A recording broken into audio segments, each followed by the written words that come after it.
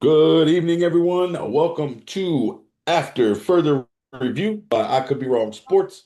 I'm Brad, he's Justin, and we are here to recap a week 15 for you and give our predictions for tomorrow's big game in the NFC. First of all, before we jump into that, good to see you, bro. Hopefully, you're having a good week so far. You too, man. So far, it's okay. Doing okay. All right. All right. Good to hear. A lot of big games happened last week, Yep. over the weekend. So let's jump into it. What are some of your biggest takeaways from the action in week 15? Well, I'll start with our Niners, who we were kind of talking about before the game, and you were mentioning that. Well, I said, "Oh man, I hope Philip Rivers doesn't shred us up this week," and the reason why I said that is because against a really bad passing offense, especially pass blocking, we were able to get exactly 0 sacks against Tennessee last week. Yep. So Philip Rivers didn't look great. He didn't look bad. He looked like he played football before. So Yeah. there were some throws that made you question his arm strength, at least in my opinion. Especially getting the ball down the field. Um, Yeah. but overall, I, so th I go back to this week, right? 49ers defense not being able to get pressure on Tennessee. You mentioned also their run game started to get going with Pollard, and I know we'll talk about it later in the session, but hey, we can't allow that against the Colts and JT. Like they have to get after it. The Bears, good bounce back win against a really good defense. A couple of Absolutely. shutout games this week, with the Bengals getting shut out by the Ravens and then the Eagles shutting out the Raiders. So, those are some quality wins by some teams who are really looking um, to get back, in the win column, the Ravens and the Eagles. And then what I said was I thought that the Patriots were going to come out and just prove to everyone that we're back, take over the division. Now, they didn't go down without a fight by any means at all. Travion Henderson's an animal, he's a beast. But on the other side of the football, they got a Josh Allen and they got a James Cook. And like you said, James Cook gonna have a big game, right? You thought he might have a big game. I said he was gonna have a big game as well because in the first meeting didn't go well, and boy, he Yeah. lit it up in a really good close game. And the team that made the turnover is the team that lost. And Yeah. I thought it was going to be the Bills and Josh Allen, but it was Drake May who threw an interception. Yeah. Yeah, that was an interesting game. It's a fun game to watch. It's just a football fan. Didn't start out that Yeah. way. Just No, started out as a fun game for Patriots fans. that's what I was Um, thinking. I was like, man, yeah, and predictions I going was good.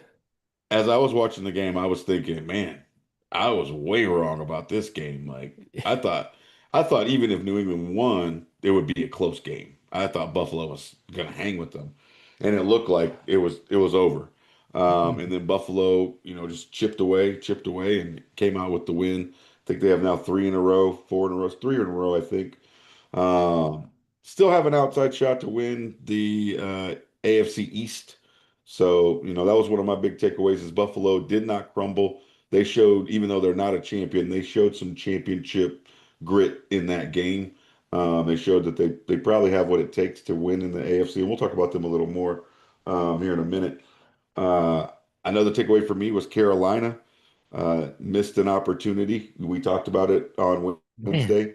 They missed a big opportunity to give themselves a cushion before they have their first of two games against Tampa Bay. Now they're in a position where if they don't win this game against Tampa Bay, it's going to be really hard for them to win the division when it was almost handed to them on a silver platter. So yep. we'll see how that goes. We'll touch on the game you first started with was the Seattle game. Seattle, for as good as they've looked at points in this season and long stretches in this season, the last couple of games, they their offense doesn't seem to be what it was to start the season. Been relying on a lot of field goals. Last week it was all field goals, no touchdowns, which is kind of rare for a team to win when they don't score any touchdowns, but they were able to pull it out. I think mainly because, like we said, Philip Rivers, that arm strength, you could see it at the end of the game for sure Oh that yeah, he definitely hadn't, his arm was probably sore as all get out at the end of that one. right. So yeah, I think that was a Seattle. We need them to win tomorrow, and we'll talk about them a little more again when we preview tomorrow's game. But if that team that showed up against Indy shows up in LA tomorrow or shows up against LA, They're in trouble. Rams, even though their flight's been delayed and they've been dealing with all kinds of travel issues all day, Rams are going to kick their ass if that team shows up tomorrow night. Oh yeah, for sure. Um, you touched on the two teams that scored 0 points. Raiders, Yeah. not a. I mean, it's always surprising when an NFL team gets shut out. But of the two, Raiders was the one that I was least surprised by. Philadelphia needed a get right game, and they definitely got right against the Raiders. Oh yeah. I feel bad. I feel bad for Max Crosby, such a good player on such a terrible team. And then But Cincy. Oh, go ahead. no, I was gonna say that I was just throwing in a but Yeah, Cincy though, you don't really expect that from. Cincy. You don't expect that. Not with Joe Burrow, Jamar Chase.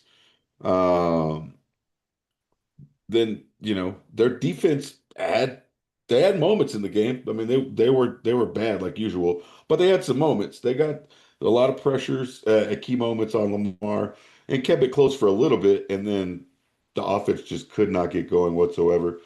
Uh, thankfully, I had some people blow up on my team because I did have Joe Burrow starting, and I survived round one, even with Joe Burrow as my Ooh. starting quarterback, which is a miracle in its own right. But that's neither here nor there. But yeah, Joe Burrow and the Cincinnati Bengals really surprised me putting up a goose egg. Like you said, Chicago, great bounce back game for them after losing a tough game against Green Bay. And then the biggest takeaway just has to be the two key injuries, the two big stars that went down. To make Kansas City's Sunday even worse, you know, getting eliminated from the playoffs, and then on top of that, finding out your franchise quarterback tore his ACL, just got to be heartbreaking for them. And the Packers, invested the trade capital that they invested in Micah. He was having a great season. He's having a great game, actually, as a matter of fact, too. A lot of pressures on Bo Nix, and then unfortunately his ACL went as well. Going to be huge impact for them moving forward. So we'll see how they bounce back. For Green Bay, the impact is more like you said, it's more impactful than with Kansas Because they City. still have Because something to I play for. this is the time of year that Green Bay needed Micah Parsons. Yep, The all the games before now in the playoffs didn't even really matter because they went out and got him for this time of yep, year. exactly. And it's super unfortunate. Super unfortunate Yep, I for agree. both players. I mean, I'm saying super Absolutely. unfortunate No, on different levels, but just yeah, on a human level, unfortunate for both of them. So hopefully they both yep. recover, quickly. Yeah, hopefully they're able to come back and play, most of the season, if not all of it next year. We'll see. Yeah, ACL, some people come back quick. Some people, it takes them a little longer. So hopefully they both can get back on the field because football is better when it's got its best players best actually players. playing. So all right. So there we go. We kick it off with our week 15 takeaways. We'd like to know what you think. What did we miss? What are any topics that we should have talked about that we didn't? And now let's circle back to oh, you got anything else? Not on that. Oh, all right. All right, let's circle back to the topic we started with, Philip Rivers. Yeah. Obviously, a lot of noise about Philip Rivers coming back, coming out of retirement, and starting for the Colts last week. As you mentioned, he kept them in the game. You could see there was some rust there. So let's talk about what was something that was. Let's talk about the good, bad, and ugly. What was something good that we saw from Philip Rivers? What was something that maybe was bad, and what was just flat out ugly, which is expected from a 44-year-old man who hasn't thrown a pass in 5 years. Well, what I thought was good was decision making. His decision, Yeah. per typical guy who's played football before and future Yep. Hall of Famer, he made some good decisions. Got getting the ball out quick, right? Finding his guy on time. Um, the bad, just man, zero mobility, Yeah. zero. I'll I say the appreciate. ugly, the ugly though with it all though is if you if you're in a position where you're gonna need some big throws, like some 40, 50 yard bombs, right? I don't Yeah. I, I don't see he could probably make the throw, it's just not gonna be accurate, is what I'm getting at. I Yeah. mean, throwing the ball 50 yards, he probably could still do that. But when you've got to count on hitting a guy in stride, angles, this and that, I didn't see the arm strength there. I don't know, maybe with another week of practice it comes back. Who knows? Okay. Could be asking a lot. But those are some of the things that I seen. Kind of a statue Okay. though was the bad and the ugly was Yeah. just very little arm strength, my Yeah. opinion. Oh, yeah. I agree with the lack of arm strength. He never was the strongest arm guy to begin with. But you could see that it's diminished quite a bit. But I also think, like you mentioned, the more reps he gets, I got to imagine he's going to be able, his arm's going to get Yeah, stronger. It's going to get more conditioned to throw the ball a little further. He still may not be able to rip it 50 yards down the field in the next 3 weeks, but I imagine his arm's going to get a little stronger with more repetition. Um, Not sure as a coach how much he's out there chucking the ball around right. full speed, so so for me, I would say the good is he protected the ball for the most part, obviously until the end. Um, like you said, made smart decisions. Didn't really take any unnecessary risks Right. at any point. Last play of the game, obviously it's fourth down. You got to throw the ball. You got to try and make a play. Um, I would say the bad is I'm going to go with the bad is the arm strength because there was a couple throws where it looked like he was just trying to shot put it out there to a guy. Uh, Yeah. so, and then the ugly for me was it was more of just a funny play. Is when he backed up and he tripped over the turf and just basically fell down. He got back up and ran. He still got sacked, but yeah, he just backed up. Nobody touched him. He just fell over and fell on the ground and I then missed got that. back up. Oh yeah, it was towards the beginning of the game. It was pretty funny. So, but he Classic. bounced back. It was a decent game for him. I mean, I don't think anybody expected him to light it up. But I think at the same time, there were a lot of people that expected him to go out there and embarrass himself, and he definitely didn't do that. So No, he didn't. kudos to him. And then I'm going to put a real quick bow on the noise that came out of the corner for Cam Newton. All the folks talking about they should have reached out to Cam. I personally believe that the reason they reached out to Cam has nothing to do with anything that they saw on film on the football field or anything like that. I don't think it has anything to do with whether they thought Philip Rivers knew their offense better or anything like that. I think it comes down to a comment that Cam Newton made a while back that really kind of revealed something to a lot of teams, and that's probably why none of them have called him. So I don't know if you recall this, but we talked about it earlier this year.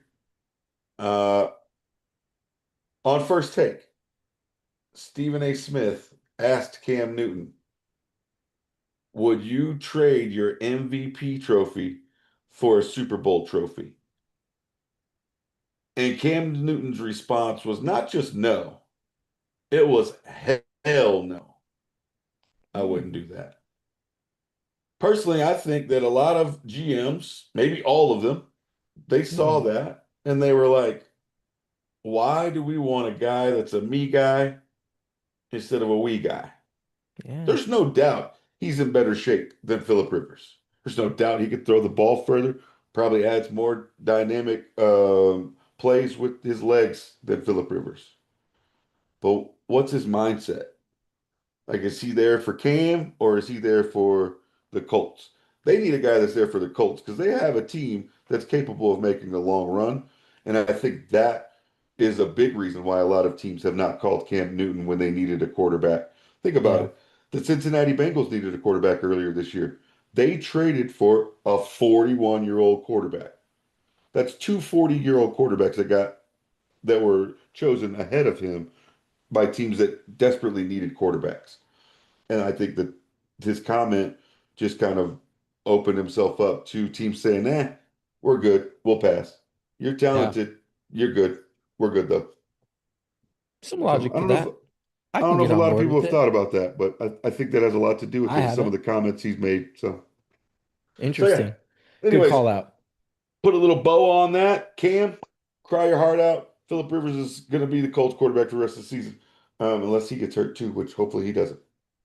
All right, let's talk about another game that happened. We touched on it.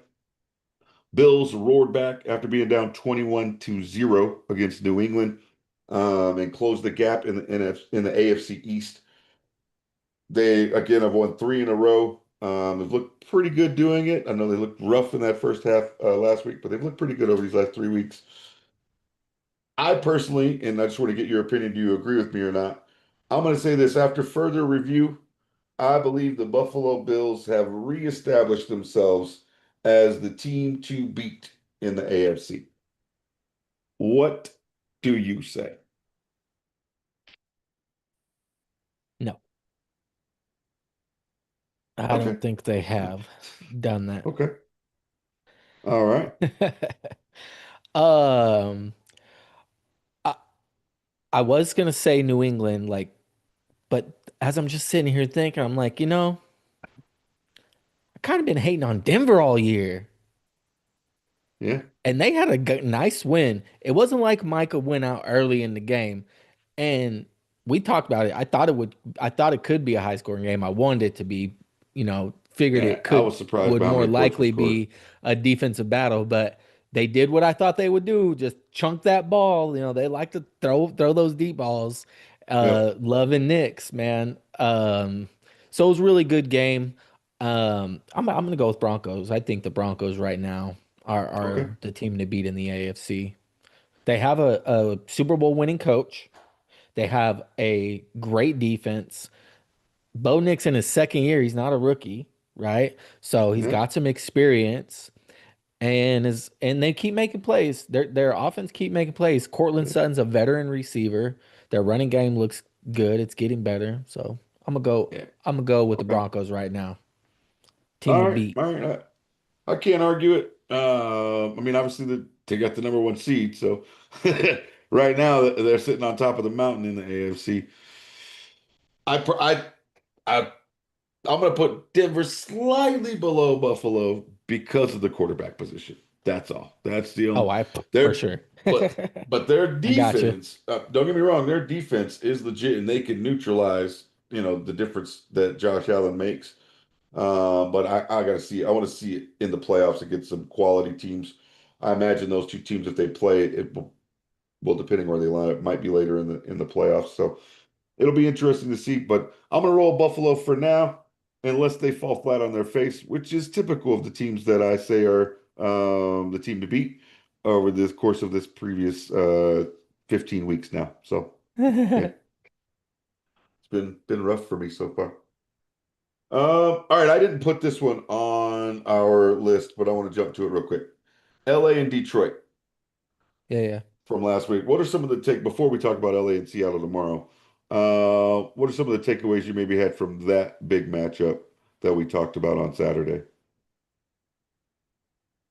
So another high scoring game, Yeah, they kind of did what we expected. Stafford aired it out. Kyron had a good game. The Lions, I mean, okay. they had a shot up until they didn't. Yeah, they were up by 10. They were up Yeah, I by mean, 10. And then so they kind of blew an opportunity to take a little more control of their own destiny when it comes to, jumping in. probably a wild card, if we're being honest. It's probably their best bet at making the playoffs right now. Yeah. Um, but they lost, so kind of doesn't matter.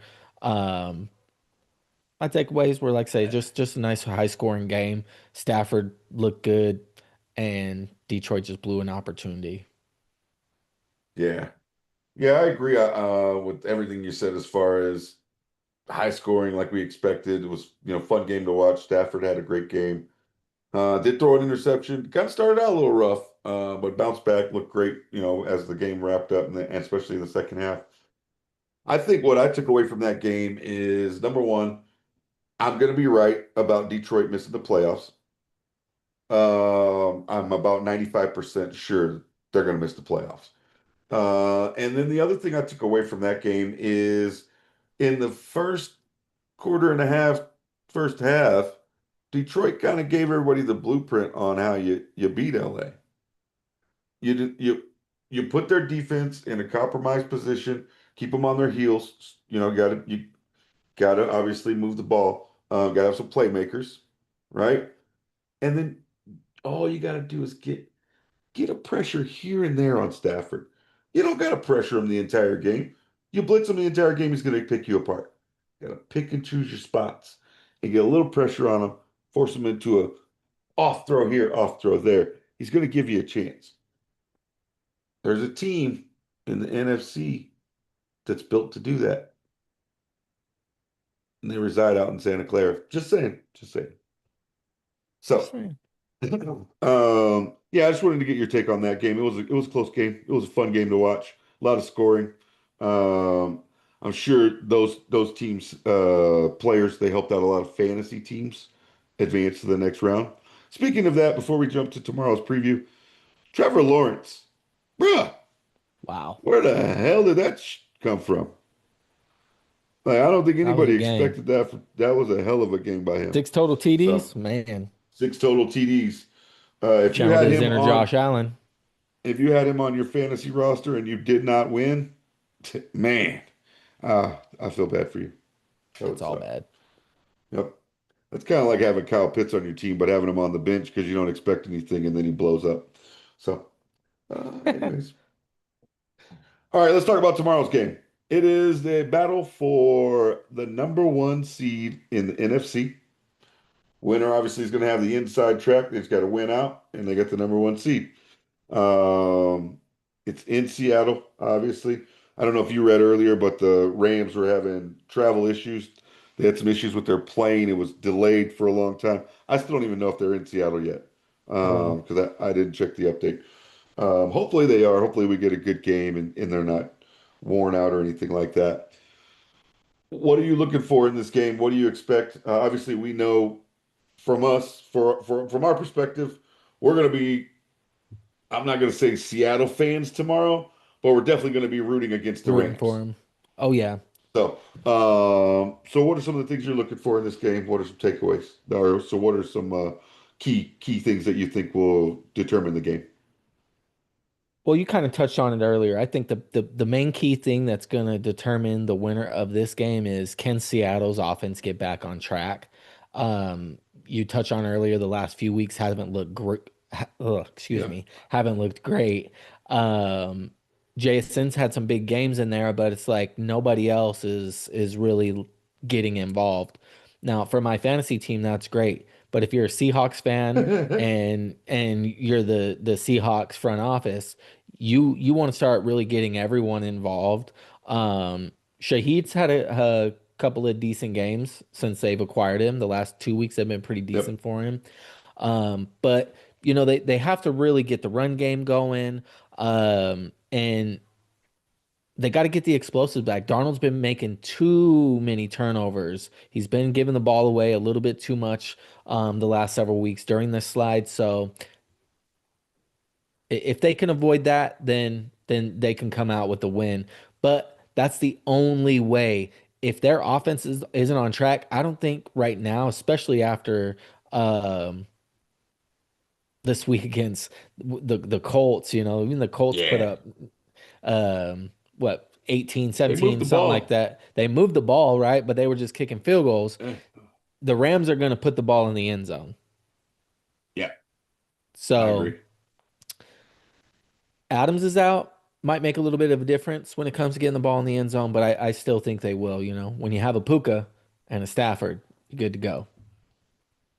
Yeah. Yeah, it says Adams is doubtful. Looks like Seattle's starting left tackle is going to be out as well. So it's going to be interesting. All that. Yeah, it's all bad for Seattle, of course. So I think obviously Seattle having the home field advantage, what we think will be a home field advantage, should play a part. This is the first time that two teams with 11 wins or more are playing on a Thursday night. So hopefully we don't get the typical Thursday night Thursday night stinker, curse. Yeah. and we get a nice competitive game, a fun game. Um, I think I agree with everything you said about Sam Darnold. They got to get the explosives back. They got to be able to get in the end zone. They can't rely on field goals. They had a game like we talked about last week, all field goals. Week before that, I forget who they were playing, but mostly field goals in that game as well. So offense has to get back on track, get into that end zone, establish the passing game. I'm not really worried about. They got to establish the running game, in my opinion, and kind of keep Stafford off the field as much as they can. I agree that although Devontae Adams is a great player and potential Hall of Famer when he retires, his loss is not going to be missed as much if they didn't have Puka. They got Puka, like you said. I mean, you're good. That he's getting 12 targets a game. He's probably going to pull in 9 to 10 of them, get you a Yep. touchdown, 120 yards or whatever. He seamlessly moved in and took the entire target share that was going to Cooper Cup and amped it up and is producing at an even higher level, which is crazy. Speaking of Cooper Cup, plays for Seattle. Maybe it may be a difference maker in this game. You never know. Maybe. So we'll He's see been there. seeing more targets. As as much as I want to pick Seattle to win the game, and as much as I will be hoping Seattle wins the game, because that's the only way the 49ers have a chance at the home field advantage, essentially. Because after this game against Seattle, LA's got basically 2 bye weeks. Um, I, I forget who they play, but it's at Arizona and somebody else, Atlanta, I think. They're going to walk all over them. So they have to. This is the only chance 49ers really got, I think, in my opinion. So, I don't know. Atlanta, maybe not. let me see. I get why you say that, but um, people thought the Rams would walk over Carolina too. Remember that. So Yeah, I'm just saying. very I get true. what you're saying though. I think Seattle. Okay, let me put it this way: Seattle's our best shot. They are our best That's shot. that's Yeah, yeah. that's the one that I'm actually going to hang my hopes on. Right. Okay. Okay. If they beat Seattle tomorrow night, then I'm going to have very little hope that the 49ers are going to get the number one seed, Yeah. even if they do win out. Even if they So, went out. Yeah. you know, so yeah, I'm gonna pick LA just because I think they've looked better over the last at least month of the Right. season, last 3-4 games at least, and I'm going to be rooting against them, but I'm going to pick the Rams. I think we do get a pretty decent scoring affair. I'm going to go with 31-27 LA Rams, but I sure hope it's the 35-32. opposite. Seattle gets back on track. 35-32. Yes. Yes. I hope that happens. Let's do it. Let's do it. All Oh right. wait, I switched to the Rams. Guaranteed L. Oh, Seattle's I Seattle's could be getting that wrong. win Cursed now. them. We hit the Rams with that curse. It's over, baby. Just kidding. Uh, so yeah. Well, yeah, hopefully we get a fun game, and hopefully everybody walks away healthy, Yep. and Seattle wins, and then the Niners go on and win out, and number one seed, Santa Clara, baby. All right, that's all I got. You got anything else? Nope. Sit on there. All right, all right. We will get out of here, and good news is there are games on Saturday this week. So when we get together on Saturday to talk the weekend action, we'll have a couple of games to preview for that day, which is nice. Sweet. So, all right, I'll get us out of here. Everyone, we appreciate you watching. Don't forget to like, share, subscribe, tell your friends, family, neighbors. And as always, don't forget, division is a math problem. It should never be a people problem. And please be kind. It is free, even if you're talking to Cowboys.